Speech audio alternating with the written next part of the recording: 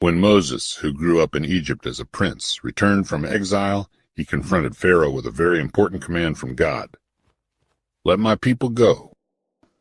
But Pharaoh, who was very stubborn, said no. He didn't care that the Israelites were suffering and wanted to be free. So, God sent 10 plagues to Egypt. The first plague was really strange. The Nile River, where all the water came from, turned into blood. The water became red and thick. It smelled really bad, and all the fish died. People couldn't drink or use the water. It was a big problem for everyone, but Pharaoh didn't change his mind. Then, God sent a plague of frogs. They came from the river and were everywhere, in houses, beds, and even in the food. The noise from all the frogs was super loud, but Pharaoh still didn't listen. After the frogs, God sent a plague of lice. They were everywhere, crawling into hair and onto skin. They made everyone itchy, even the animals. It was really uncomfortable. People tried to get rid of them, but it was impossible. Even in this discomfort, Pharaoh's mind was still not changed. Then, the fourth plague hit, and wild animals started showing up everywhere. They went into people's houses and walked around the streets, making everything scary and messy. Lots of animals took over, making it unsafe to go outside.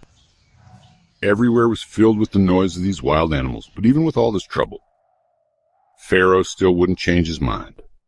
The fifth plague was very sad. A sickness hit all the animals like cows, sheep, and horses.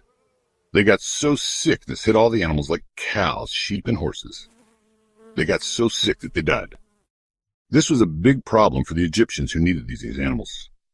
People were very sad, but Pharaoh was still as stubborn as before.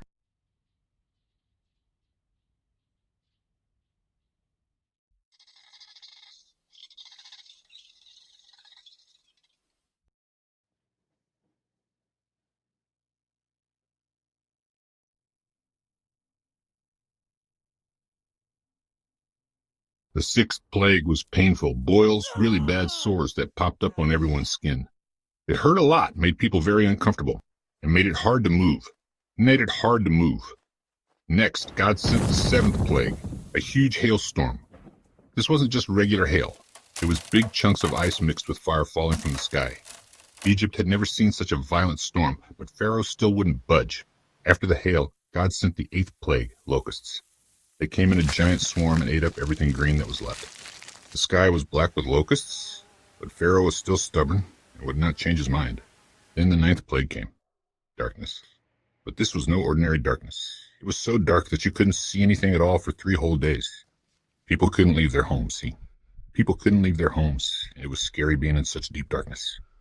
But still, Pharaoh didn't change his mind. Finally, the last and worst plague came. It was the saddest night in Egypt. The firstborn child in every family, and even the firstborn of the Pharaoh, died. This was the moment when Pharaoh's heart finally changed. After Pharaoh's heart finally changed, he told Moses, "Take your people and leave Egypt." So Moses led the Israelites away from their life of hardship towards freedom. But this was not the end of their story. As the Israelites packed their belongings and left Egypt, they were filled with hope. They walked with their families and animals, carrying bread that hadn't even had time to rise. The night was quiet, but their hearts were loud with joy. But soon, Pharaoh's heart turned hard again. He thought, "What have we done, letting all those people go?" He called his soldiers and got his chariots ready. With his army, Pharaoh chased after the Israelites, wanting to bring them back. The Israelites, seeing Pharaoh and his army coming closer, were terrified. They felt trapped, with the Red Sea in front of them and Pharaoh's army behind them. They cried out to Moses, scared of what was about to happen. Moses told them not to be afraid. He said, "Stand still, and you will see how God will save us today." Then Moses raised his staff over the sea. And something incredible happened. God made a strong wind blow, and the waters of the Red Sea split apart. The Israelites walked through the sea on dry ground, with walls of water on both sides. As they walked all night, their path illuminated by a miraculous light, they marveled at the sights around them. Through the clear walls of water, they could see fish of every color and size swimming in and out of the coral. In the sea's hidden depths, they saw creatures they had never seen before, wonders of the deep that glowed with their own light, casting a beautiful glow on the path ahead. By morning, they had reached the other side, safe from Pharaoh's reach. When Pharaoh's army tried to follow them through the sea, the waters came back together. The chariots, horses, and soldiers were all swept away.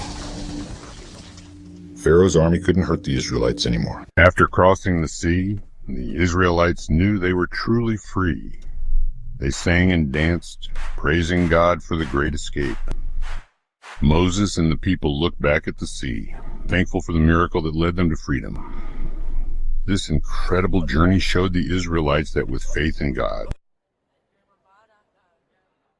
even the deepest waters can part, making a way where there seemed to be none.